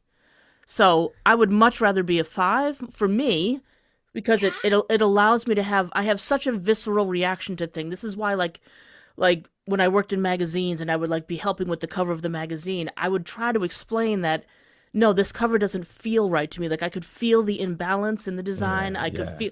So it was a lot of like people would say like, "Oh, I don't like the color of that font," and I'm like, "It feels like it's murky or it feels unbalanced." So Yeah. when you don't have the Apple, you have to Right. rely so much on your senses and your that I prefer that. So I experience things more Absolutely. deeply as a result. I think. Yeah, I've just been doing it forever, and then I literally remember people being so mad about some character in Harry Potter that got cast, and they were like, he doesn't even look like him, and I remember being like, whatever. And now I'm like, I didn't give a fuck because I couldn't picture him in my brain. Actually, hang on. Like, you know? Yeah, I'm like, all right. Yeah. Yeah. So this is from Jenny. If your voice had its own superpower, what would it be? Oh, okay. So how am I interpreting this? Like something that it already has that like maybe is already a power of mine? Or is it like, can I imbue my voice with a superpower? You can decide. Whatever the labia wants, the labia gets. I was gonna try and make a puck joke, but I got nothing. Oh, puck off. Yeah, puck off. There we go. Thank you. There we go. I think I would love the ability to perfectly mimic anything. Like perfect mimicry from what I visualize and what I can hear in my head and sort of feel. Like a one-to-one translation instantly. Because I'm a pretty good mimic. I have a natural ability to do that. Like as a musician, I sort of operate based on ear. But if I were like perfect at it, I feel like that would be really fun. God. Unlimited power. Unlimited. God, I can already see it's gone to your head. Yeah. So Power. That would be fun. I love it. Love it. All right.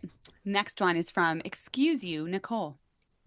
Are there any soundscapes that you haven't done that you would like to try? And P.S. Love your sound effects. Thank you. Yeah, there are soundscapes I would like to try. Yeah? I don't know if we have enough time to talk about all of them. Basically, it's not like I have a list necessarily. Like there's scenarios that I'd like to explore. There's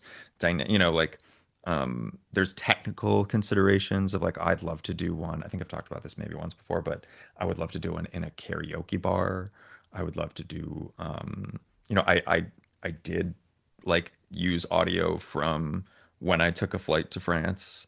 I did use audio from when I was at Le Mans in France. Like I like there's sort of as many soundscapes as there are stories because I think each story like I'll put it this way. I've never recycled a soundscape. okay. Oh, Wow. wow. Yeah, the only I might have people be like, well, actually, when I do like slice of life like audios that are set sort of in my own place where I'm not specifically trying to evoke like New York or whatever, then I use just my room tone, which Okay, yeah. you know, Yeah. Right. Next question from, I swear to God you give me the hard ones. Lilu-multipass1. If you had to narrate your life for one day, what would your opening line be? fuck. That's Is it. that your answer? Literally your answer. Right there? That's your answer. I almost always wake up And in say at a fuck. bit of a as a bit of a deficit. Yeah, fuck. Okay, He said fuck. would be the Right, to first be line. fair. Yes, Okay. I like it. he said. All right. It's a great word anyway, so... So versatile. I love that word. Yeah. All right. Question from Katie Mack. If your microphone could gossip, what would it say? What would you say? I like that you're asking it. You know, I feel like my microphone has a bit of a sass, a bit of a like. Oh, They're a bit like above it all. Like they're a little. I think they're a little. all right. I think they're a little bit like really audio erotic. Like how did I end up here? This is the microphone that Ira Glass uses for This American Life. It's not a super common mic for like. Normally, people will go for like a Neumann TLM 103 for doing like anime and book work, but Yeah. I chose this because it's got a really neutral response. If my mic could gossip, I mean, my mic was built in 1997. Wow. Oh, So all it's right. been around. I would imagine they've got some Been through stories. Y2K. Yeah, so All I don't right. know. What would you say? But the brand is Shure, Shure. So I feel like there's a bit of a like, sure, whatever. Sure, whatever. Must you keep Yeah, spitting so on me? yeah. Or spit on me more. Whichever way it swings. Depending. Fair. I We have a love good it. relationship, them and I. So There you go. Thank you for joining us, Mike. There you go. Thanks, All right. Mike. Last listener question is from Keely_2234. What are some of your comfort movies? okay, so the film Perfect Days by Wim Wenders from Okay. 2 or 3 years ago is one of the most comforting films Perfect Days. one can watch. Perfect Days it's got wonderful music. It's like I like it because it is a very soothing but also like evocative look at what it's like to be content in your aloneness. So like he's alone, but he's not lonely. He's got Okay. like his art practice that he doesn't show anybody. He does it for himself. We don't know exactly why he's doing it. Um, and he by all accounts just is a sort of contented person who's had a horrible like difficulties in their past. He's in his probably late 50s, early 60s. That's an age that have not approached yet. So it's like it makes me feel comforted to like I don't know. I think too much and I think about the future and I think about aging and cycles of life and how to fight the hegemony and the way that we're supposed to think about aging and the way that we look and the way that we sound and what we're supposed to have at a certain age and what it's supposed to feel like and blah blah blah. And it's a movie that contains all of the things that I think I hold most dear when I'm not like in a compare mindset or I'm not like trying to be striving. So it's very comforting in that regard. I'm comforted by movies that are really interested in like the messiness of people. Yeah. So like The Force Majeure is a movie that I love that's like very messy by Ruben Östlund. Please. I love this so much. The movie Wild at Heart, the David Lynch film Wild at Heart. Yes. I know that which one. there's a Oh, I love Wild at Heart. poster Oh, of nice. From the wall. 90s. From the 90s? Fuck yeah. I literally have seen it twice in my life, both in person at screenings, because it's not been available anywhere. You can't like buy it, and now it's finally streaming on the Criterion Collection. Go check that out. Awesome. Oh, that's cool. And then I also love like campy movie, like Jennifer's Body is fucking fantastic. I don't kill people, I kill boys. Precisely. Precisely. I love that. And then like a good like one thing that's nice about old films is they're dependable. So like a Singin' in the Rain, a Fred Astaire Ginger Rogers collabs, like pretty much anything that they ever did Yes. is heat. It's hot heat. You know what I mean? So I like to go away into other worlds in that way too. Yeah. A lot of comfort I movies. love that. What would, because you mentioned Miyazaki, what's your go-to Miyazaki? It depends on Mine's Howls. I always go to like Miyazaki Fest in LA every year and it's like a new one will be like, oh wow, like Nausicaä and the Valley of the Wind really hit for me. Like I'd never seen the original version. Like that was beautiful. How crazy, seeing Totoro with someone who's never seen it is like I would it's not the most comforting for sure, but my entree into Miyazaki was Princess Mononoke. Princess Mononoke is fucking amazing. Like Major iconic. sexual awakening for me too. Yes. Oh, I can totally see that. Yes. Okay. Yeah. Yes. Yeah, mine was a Rocky Horror Show. That was my sexual awakening. Hell yeah. Hey, that's That fucking tracks. amazing too. It is. Hell yes. This has been so lovely. So good. I really- mean, thank you so much for coming on. Yeah. It's really lovely to meet you. Thank you. Likewise. And thank you for being, I'm sorry about the scheduling The final question. How would you define sexual freedom? Ooh, how would I define sexual freedom? Holy shit. We like to save the small questions for last. This Yes, is what it's in our favorite therapy one. they would call a doorknob confessional. Totally. I don't know what that is. It's when you're on your way out the door and you're like, oh, by the way, they asked for a divorce.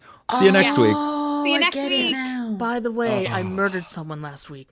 Oh, okay, I right. don't know what to do Oh my with God, the body. same. Sorry, yes. So doorknob confession. Doorknob confession. Okay, how would I define sexual freedom? Well, and you're gonna see like a cross section of how my brain works, and I don't know if I want it to be this way, but like my instinct is to be like, okay, well, let's define it socially, culturally, politically, individually. Sexual freedom, I don't think can be considered outside of like a political space because we live in a society. And also, I think that I tend to index on like the like personal experiences of it. So like again, I as an artist, I have sort of a mandate to follow privacy and insanity, and so I think sexual freedom, because like you can have sexual freedom without having a sexual partner, but so many parts of sexual freedom are like shaped and informed by having sexual partners or having it shared with other people. There's a way to have freedom, like on the page. You can have legal freedoms. Let's see. And there's also this really sticky big question where like people often talk about how they want freedom, and I don't think people want freedom most of the time. Like total freedom is chaotic. It's dangerous. It's Yeah. scary. Yep. It's Yeah. it's ungovernable by definition. Right. So like often people I think say, and not just in a sexual context, I'm talking about in general, like, oh, I want to be free. And it's like, I think you want to be safe. Yeah. Freedom is not safe.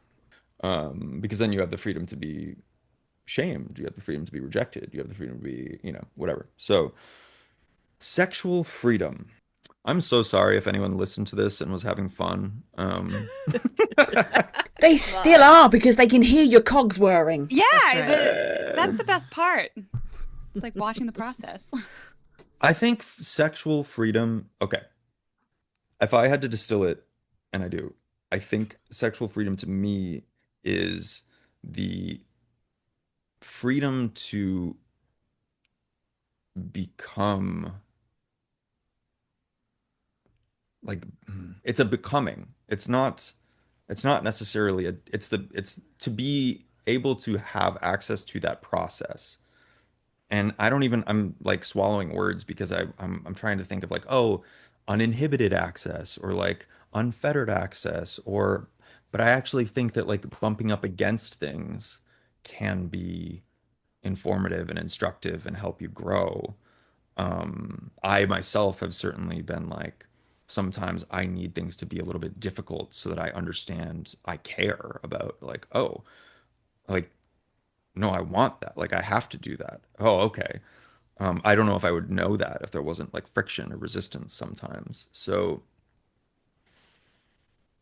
sexual freedom, I think, is the allowance for becoming what you are, I guess. You fought for that. I could see it. Love that. Brutal. Yeah. I mean, Yeah. Glad you have Yeah. fun. And, I think like, and I don't even think the intention of the question was to necessarily get to a one-liner, but it's it's a great question because you really can't separate it from, because we are social creatures, where we are many and we are one. You can look at it this on all, and sex is such an interesting way of like expressing that, whether it's the act of intercourse in which we're like merging for a moment, which is why the orgasm is so interesting because that's the part that's like fetishized the most, but actually oftentimes that's the part where like then you split apart. Yeah. Because when you're done coming, you're like, I'm very me now, and you're very you, and we've stopped blending. Yeah, it's really interesting to me. So I don't know. What do you guys think sexual freedom is? I love it. You're not allowed to ask us. what do We you are think? leading this. This is our show. Okay. Who do you think you are? I'm just a gelatinous lady. I'm just out here just trembling, You're a beautiful gelatinous labia. shaking. Well, for me personally, sexual freedom is from within. So for me, it's, being able to like what I like with no apology, no, be so confident and in tune with me that I get to just enjoy whatever I want to enjoy without any fear of opinion or repercussion. Yeah. So that's kind of freedom Yeah, for me. mine's very literal as well. Being a submissive and on the BDSM scene, and I have masters and sirs and daddies, and to be able to, I've never ever been able to experience for the majority of my sexually active life, my lifestyle without fear of abuse or attack or that. So it's individual, isn't it? And that mine's a very literal take. For me, it's just, I feel like maybe 3 years ago, before I knew anything about audio erotica, someone would be like, what are you listening to? And I'd be like a little bit, I don't want to say shamed, but I'd be like hesitant. And now I want to fucking scream from the rooftops, be like, oh, let me tell you what I'm listening to in my headphones. So I think it's like, for me, sexual freedom is being able within yourself to be like, I'm proud of this. I love this. It feels good. And I want other people to know it feels good. So I'm going to say whatever I want. So saying whatever you want without shame for me. There you go. No shame. That's right. That Snaps. is how we do that. That is Julian, how we do it. gelatinous labia. How much of a pleasure it I love has the sound been effect for gelatinous labia. That's my favorite. to have you in the QuinnCast studio. So fun. It's been great. It's been It's been so fun. It's been changing. It's changed me, I think. It's changed me. So I will leave you all with this. I don't really believe in the introvert extrovert scale so much. I had an acting teacher who said that there are really only two types of habit, and they're not good habits or bad habits. There's habits that give you energy and habits that drain your energy. And I feel the same is true about people and interactions. And this has given me energy. Whereas so often things drain me of energy. And that doesn't mean I don't love them or like them or whatever, but this has fueled me. And I have a enormous Rolodex to take care of today. So thank you. Is it a slap shot or is it a slap knot? You got phenomenal wood on that. It went far down. You just pushed us to 20 freaking puns. Woohoo! 20. That's top titty if I've ever seen it. I'm so proud of us. Look at that shit. That is top titty. This ending has been so good. I think my labia has grown back. Oh, welcome back, inner labia. That's how powerful some conversations are, people. Baby, welcome back. Julien Kahn regrew my labia. What's that Christmas movie where it's like Now, when you hear the bell, an angel gets its you wings? have a When good you conversation, Smudger gets her labia. When you hear your labia flap. I'm sorry. We're talking about the classic It's a Wonderful Life. Of course. It's Yes, a we Wonderful are. Life. Of Thank you course so it is. much. Yes. Julien Kahn, thank you for Thank joining you us so here at the much. QuinnCast Truly. studio. As I said, you are welcome back anytime, and you can now officially fuck off. Oh, bless your heart. Thank you so much. TTFN. Ta-ta for now. GL. Kazza, you fucking cunt, you muted me. What is your problem? We never do that. You never take away my...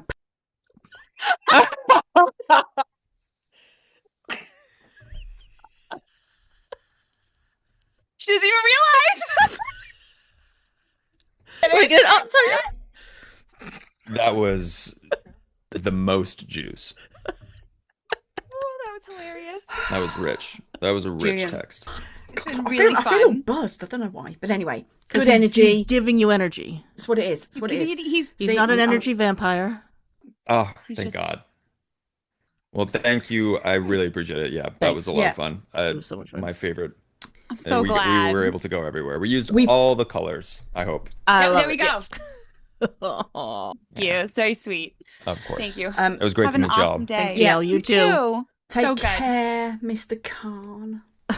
Likewise. I thought you were gonna say cunt. Mr. Mr. Cunt. Cunt. Mr. Cunt. God, that was Julien Kahn, or gelatinous labia, as we are now calling him.